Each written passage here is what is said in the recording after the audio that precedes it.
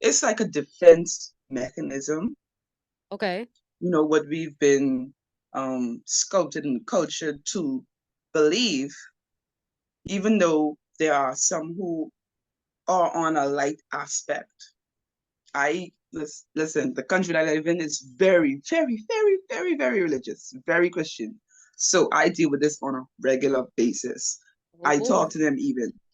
And it's like they're open. They're like, yes, yes. But the minute that something happens that they either don't understand or can't fully comprehend, they revert back to what they've been taught, what we've been taught. Yes.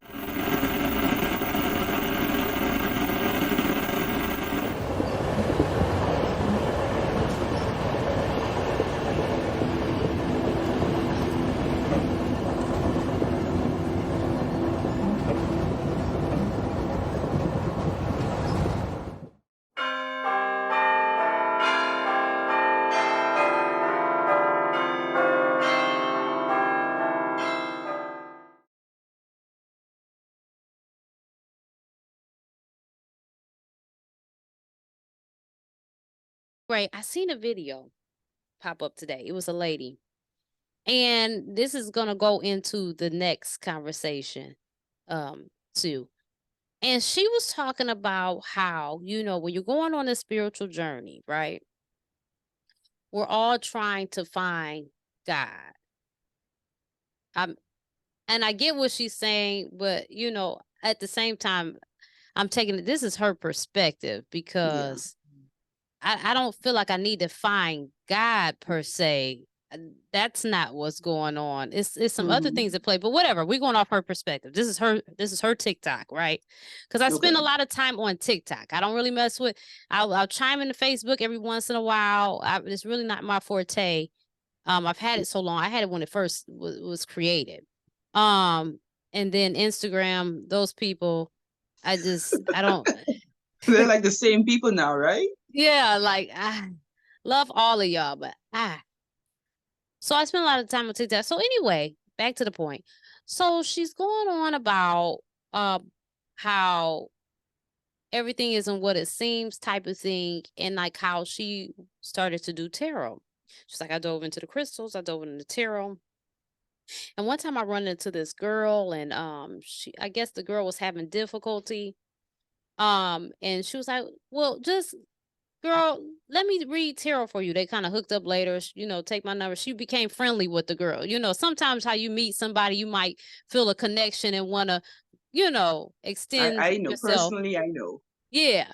So she reads the tarot for her, whatever, and whatever was going on with her, I guess it was some heavy energy. She said when she got back to her dorm room, I believe she said, or we'll just say residence, because, Mm-hmm.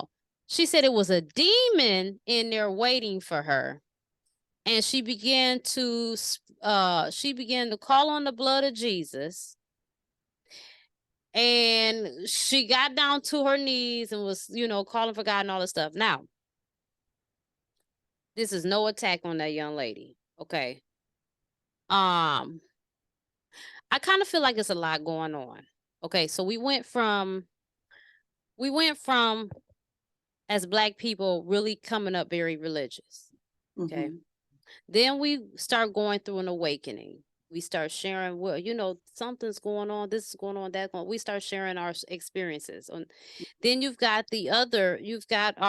um Caucasian brothers and sisters, okay, coming through what they rigmarole with this and Mm-hmm. that, and they doing all of this and that. Now, it started to seem like it was a lot of infiltration and a lot of making it trendy, basically. And it began to, if you're not using a discernment, you don't know who's lying, who's doing this for Yeah. clout, whatever, what have you.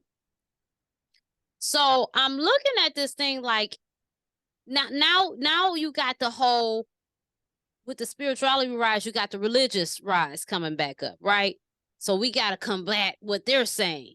So it's like it becomes, it's like, are these people ops or what is really going on? Because it's like a demon. And she said, and I pray and everything. And then I'm thinking like, okay, the first thing you did, you called on, you said the blood of Jesus. I was just really confused. So Yeah. well, how do you feel about that? Like when they come through with this fear mongering, what do you think is going on with that? I feel like it's like a defense mechanism. Okay. You know, what we've been sculpted in the culture to believe, even though there are some who are on a light aspect. Listen, the country that I live in is very, very, very, very, very religious, very Christian. So I deal with this on a regular basis. Oh I boy. talk to them even. And it's like they're open. They're like, yes, yes. But the minute that something happens that they either don't understand or can't fully comprehend, they revert back to what they've been taught, what we've been taught. Yes. It's when it's like that, it's like you're almost there, almost. So Yeah. I try to encourage. And personally, I'm not a I would how do I say this? I wouldn't say I'm not a believer of demons per se. I know for a fact that we in the 3D realm have more power over anything that is trying to Yes. influence us or contact us. But even when I think back in my younger days, some scary situations I had, I don't think I ever felt, saw, heard the presence of a demon. I feel like it might have been a soul, a spirit. But at that time, I am so afraid. I am so, you know, freaked out that I react Right. negatively when there was no need to. At one point on my TikTok, I specifically made this TikTok for my Bahamian people. Um, they were talking about hagging. I don't know if you know what that is. Well, in the Bahamas, hagging is described as when a spirit or demon comes and it like lays on you, presses itself on you, and you cannot move. And all you can do is think. You can't really. I personally have never experienced it. I let my TikTokers know that I've never experienced it. But when I look up sleep paralysis, I'm like, that makes a lot of sense. And some of them are, but I actually saw, and I'm like, you probably did see it. You frequently underestimate the power of you and what you can project and create, Mm-hmm. especially in your mental space. So, like I said, you create this image because you don't know what's going on. This has to, especially if it's something you've heard about before. You've heard Right. people talk about being hacked, that it's a demon. So automatically, when that moment happens, you're gonna be, oh my god. And your power of manifested that image that you Yeah. see. That's what's holding you down. So that's how I feel. I try my best to explain without coming off too critical, Yeah. you know.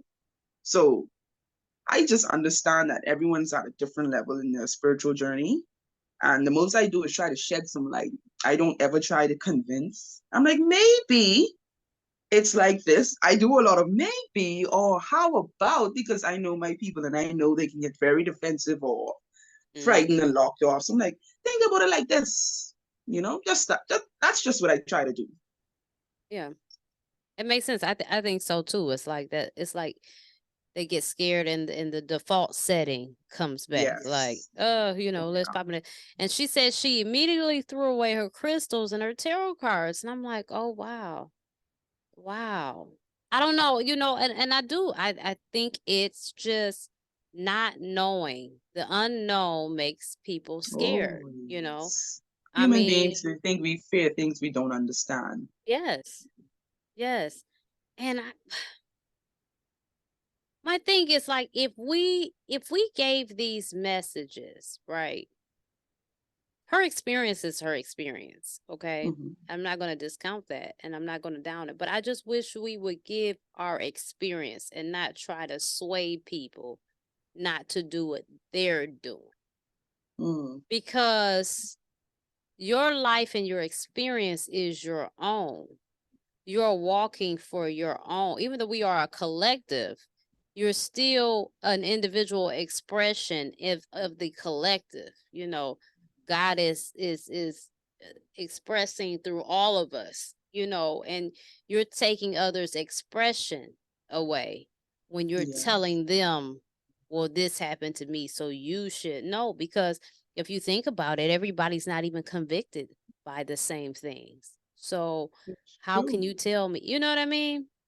I completely understand. And a part of me too, it's like we don't even know if she done what she did correctly in the first place.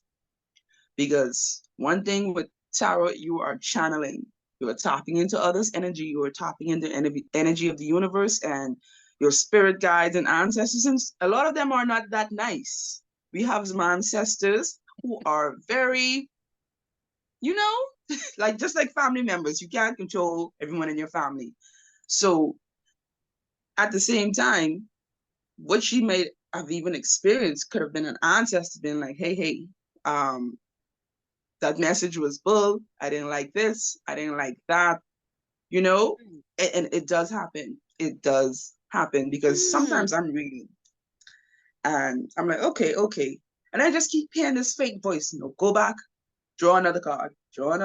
And I wouldn't. And I'm like, And as soon as I draw it, I'm like, you are being guided while doing this.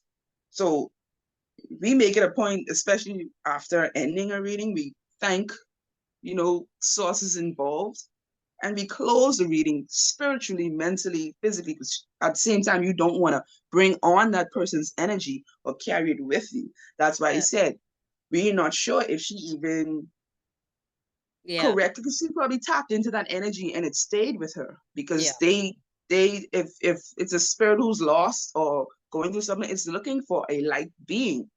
So she's that light being that entered and it was like, oh wow, yes, you may be able to help me. You may be able to Right. hear me. So it might have actually followed her for real.